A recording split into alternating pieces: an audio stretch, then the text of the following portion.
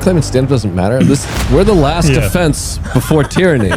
As much as people hate Trump and hate his decisions and hate what he's doing and hate how he talks, and Nancy Pelosi's 1,000 years old. She's worth 400. What is it about Joe Rogan? What makes Joe Rogan so special? He's one of the worst stand-ups I've ever seen.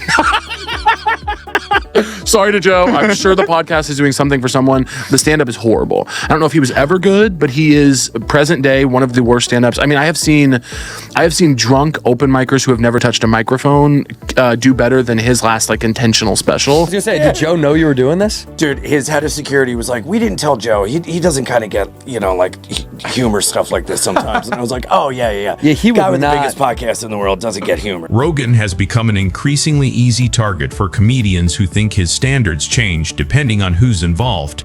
He can repeatedly criticize politicians like Nancy Pelosi over alleged insider trading, but when similar questions surround Trump, critics argue that Rogan suddenly becomes far more forgiving. And that contradiction is where the real comedy begins. Nancy Pelosi's 1,000 years old. She's worth $400 million, and she makes $170,000 a year. Make sense out of that. What's interesting is that Rogan regularly talks to political experts, but some of the people who challenge him most aren't politicians, they're comedians. Names like Tim Dillon, Theo Vaughn, and Shane Gillis have pushed back on different issues. Yet critics say Rogan's strongest skepticism seems to disappear when the subject is someone he personally likes. Realizes that, okay, I need a ton of money to protect myself. Yeah, but now he's actually doing things that are going to get him in trouble. Okay, so what's going to get him in trouble? So here's the question. The thing about the crypto is it's shady as fuck, but it's legal. Everything you can fix. Yeah. Wait a minute, fix your is own that bets. real? You get access to a tweet before he makes it, and then you could bet on that tweet? How's that legal? We'll see. Wait a minute, what is this? Trump sued over Truth Social advance access sale. And I'm online in the Oval Office. Who is Just so telling fast. him this is a good idea? I feel like I need Nobody's to be closer telling him to shit. $1,000 contract. And that's where the Trump debate gets uncomfortable. Rogan can spend enormous amounts of time talking about government corruption, but when questions arise about Trump's business dealings or political decisions, critics say the reaction is completely different. The obvious question is simple. If Biden or Hillary Clinton were doing the same thing, would Rogan be laughing or demanding answers? He's just on a grab. Oh, yeah. And to get that, it's just people who are like, But who? profit off that? I just want to be in the meeting where they go, I got an idea. And everyone looks at each other and is like, Let's do should we it. tell them no? They go, look, everyone hates us anyway. $100,000. Fuck it. I bet it wasn't even Trump. It was probably some weasel who works in the administration. Instead, critics argue that Rogan sometimes seems to infantilize Trump. Rather than asking whether Trump should be held responsible, the conversation becomes about why he might have done it. And once you start explaining away every controversial decision, the original criticism almost disappears. As much as people hate Trump and hate his decisions and hate what he's doing and hate how he talks, my experiences with him personally have always been fun, unfortunately. Yeah. Unfortunately for everybody else. Like, if he likes you and you're on his good side, he's a fun guy to be around. Yeah. Then comes another explanation. Somehow, Democrats become part of the reason Trump deserves a pass. And that's exactly what frustrates Rogan's critics. Because if every controversial decision can be blamed on the other side, then accountability becomes almost impossible. Think about what they Doesn't did to wanna go to him jail. with the Russia bullshit, and then with the real estate Yeah, but bullshit. now he gave him real stuff. Well, here's the thing, though. They He give him a needs lot of real real problems. money. You need real money to fight that stuff. Like the amount of money that he spent in legal fees for the Manhattan real estate thing or the Palm Beach real estate thing. Yeah. So they're going after him using all these lawsuits that are frivolous. They don't make any sense. So by doing that and trying to bankrupt him, or at least trying to put him in jail, like he realizes that, okay, I need a ton of money to protect myself. Yeah, but now he's actually doing things that are going to get him in trouble. And that's the bigger accusation. Not that Rogan can never criticize Trump, but that his standards appear inconsistent. When it's someone he dislikes, he demands answers. When it's someone he likes, critics say he searches for explanations. Even some comedians around him have turned that contradiction into a running joke. We have the ear of Donald Trump. Yeah. We tell him exactly what he wants to hear. And we never ask him a question about being a We're obsessed with that. Stand but when politely we behind him. I was Bills, there. but- We don't ask him about it. And accept whatever answer he gives. And then even if we do, we're like, oh, that makes sense, and don't press him. And he's like, Elon, why are there so many fucking robots? Yeah. Why don't you get a real woman to blow you? He goes, Dominic, Dominic. he goes, I would love to help you, but you're asking too many difficult questions. I don't know. Why aren't you more like Joe Rogan and just say yes? Well, that's why like people are like, oh, Rogan has this guy on. I'm like, let's listen to this fucking bad guy. Right. Let's get some info out of him. Yeah.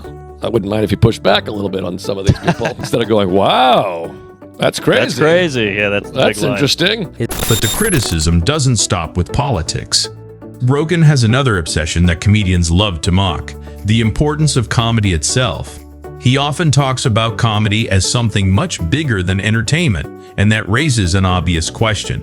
Is comedy really as serious as Rogan makes it sound?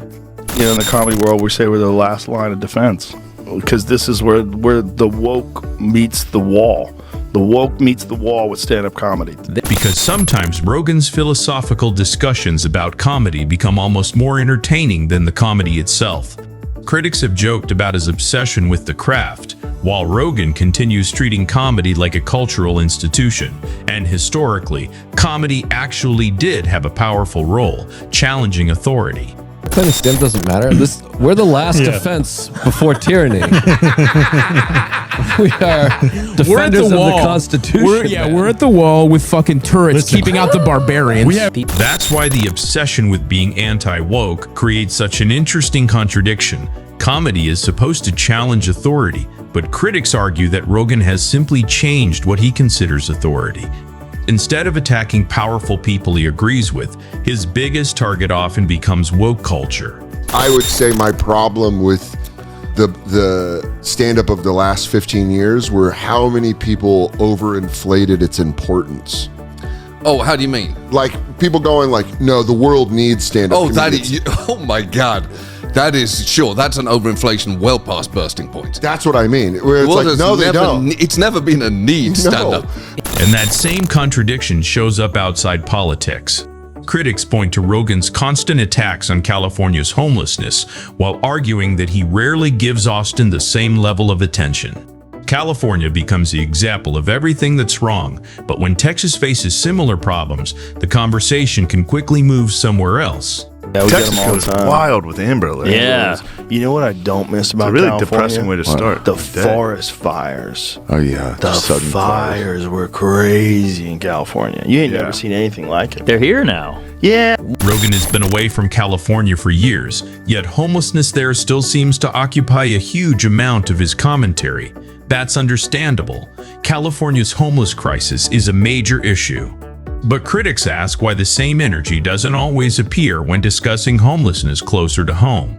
Proportion and size of the homeless drug addicts that are on the street in tents is a direct reflection of how sick the culture is and how sick the community is.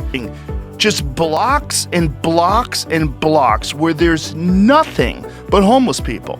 Just people on the streets, camped out, wandering through the streets. There's no cars driving whatsoever, garbage everywhere.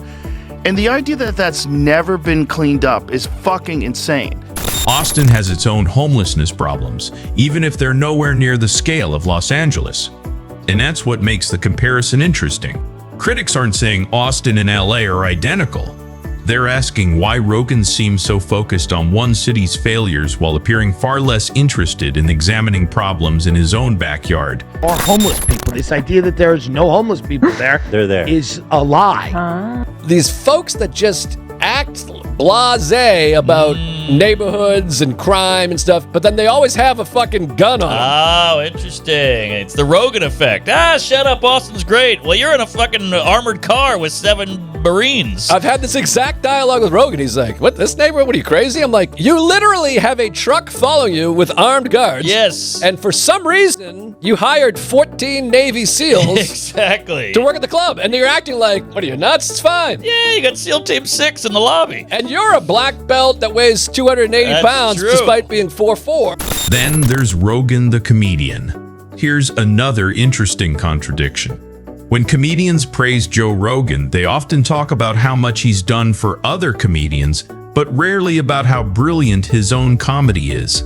That's a pretty unusual compliment for someone who built his reputation as a stand-up. What is it about Joe Rogan? What makes Joe Rogan so special? He's a benevolent king. I don't think he ever was like, I'm gonna be the most influential, I'm gonna be whatever. Yeah. But throughout the entire time, has looked out for other people. Yes. Like the amount of people he's just made millionaires. And that seems to be the uncomfortable question surrounding Rogan's comedy. People constantly call other comedians killers, but you don't hear that description nearly as often when they're talking about Rogan himself. Some comedians have been much more willing to openly criticize his actual material. What's something that people think is comedy that isn't comedy is just like pretty much whatever Joe Rogan's doing. I have a lot of respect for him, and specifically in the way that he puts on comics. He really, really, really supports other comics. I know that he's sent money to people when they're struggling. It's a thing that a lot of people who don't like Joe Rogan, as I do not, will not say about him, and I think it's unfair. That being said, he's one of the worst stand-ups I've ever seen. Sorry to Joe. I'm sure the podcast is doing something for someone. The stand-up is horrible. I don't know if he was ever good, but he is present day one of the worst stand-ups. I mean, I have seen drunk open micers who have never touched a microphone do better than his last like intentional special. There's also a practical reason many comedians may avoid criticizing him. Rogan has enormous influence in the comedy world, but some comedians don't seem worried about that. Ian Fidance, for example, has told stories that poke fun at the culture surrounding Rogan's comedy club, including the idea of treating comedy like something requiring tactical security.